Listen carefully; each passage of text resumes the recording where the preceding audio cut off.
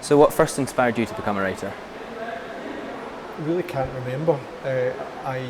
What I do remember is that I wrote for my own entertainment from pretty much the age when I could first write sentences and paragraphs. I remember writing short stories maybe at the age of 6 or 7, primary 2 and beyond. So it's just something that I was always compelled to do. You know, whenever I read something as a kid, one of my responses to it would be that I wanted to write something similar myself.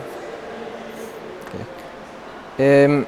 Do you think you've improved since writing Quite Ugly One Morning, 1996, all through those years? Comparatively a child, in terms of writers. Writers tend to be middle-aged, in their heyday. And I was aware that it was very much a young person's book.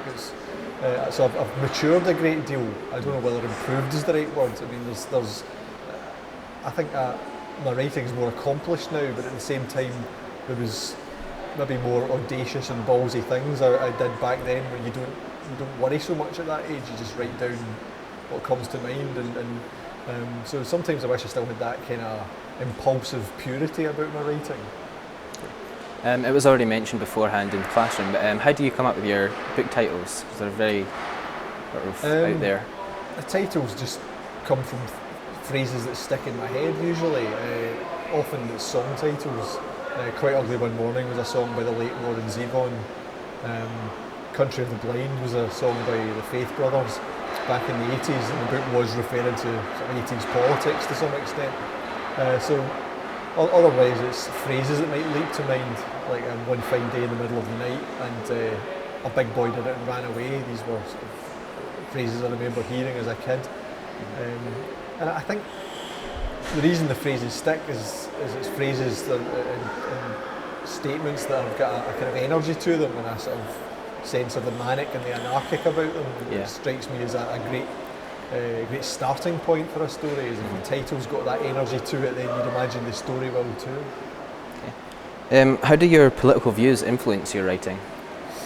The reviews don't influence my writing at all. I think, I was going to say they don't have any influence, but there's been occasions where I've seen people have objected to something in my work, and part of me's thought, well, fuck you, I'll actually turn that up to 11 the next time.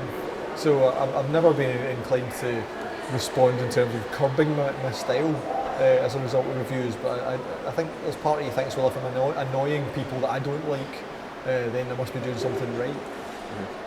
And have you ever incorporated any of yourself into any of your characters you've ever created? I think you can't avoid incorporating yourself into your characters. The thing that I've learned to do is to be a bit more subtle about it and disguise it better. My early books, I had characters who were just a kind of vehicle for me to express my own ideological prejudice. And in later times I'd be able to analyse myself and maybe have more subtle characters where I looked at my own prejudices, my own politics, and would deconstruct it a wee bit through the way I was writing about it. Mm-hmm.